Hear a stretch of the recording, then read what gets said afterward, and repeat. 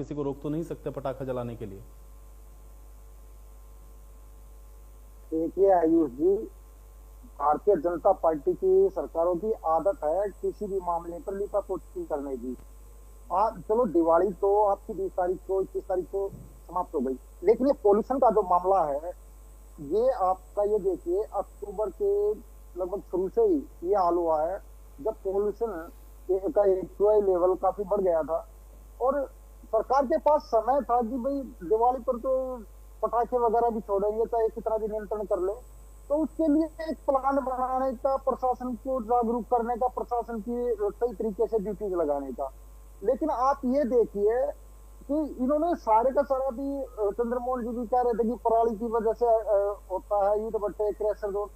ये ईट भट्टे और पराली क्या सिर्फ हरियाणा में ही है क्या, बाकी देश में नहीं है? आज जो टोटल 16 सिटीज और दिल्ली के साथ जिनमें एक्यूआई लेवल हद से ज्यादा बढ़ा है, कंट्रोल से ज्यादा हो गया, तो उनमें भी 8 जिले हरियाणा के हैं। मतलब आधे शहर हरियाणा के उसके अंदर हैं, और फिर भी उसके बाद ये कहा जाता है कि भाई ये खुशी का माहौल था। खुशी का मामला नहीं है ये सरकार के फेलियर का मामला है। मैं आपको छोटे छोटे आंकड़े बताता हूँ कि दिवाली की जो रात 15 साल का जो एक्यूआई लेवल 500 पार हुआ, उसको हम मान लेते हैं भी वो दिवाली की वजह से हो गया। लेकिन आप ये देखिए 2018-19 से 2021-22 तक 693.25 करोड़ रुपए केंद्र से पराली प्रबंधन के लिए जारी हुए। आज तक उनको ये लोग यूज नहीं कर पाए। 2024-25 में 858 करोड़ रुपए इसके लिए प्रदूषण नियंत्रण के लिए जारी हुए।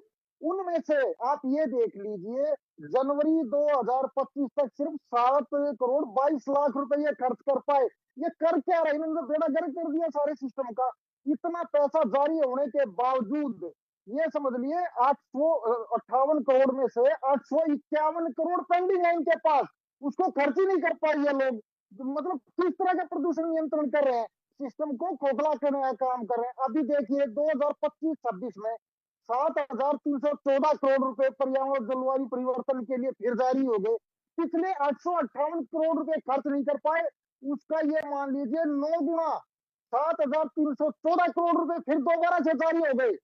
लेकिन उसमें किया क्या? हालात वहीं के वहीं खड़े हैं। आज प्रदेश के अंदर और देश के अंदर लोगों को शुद्ध हवा मिलनी बंद हो गई है, सांस लेना मुश्किल हो गया, लोगों को फेफड़ों की और दिल की बीमारियां हो रही हैं।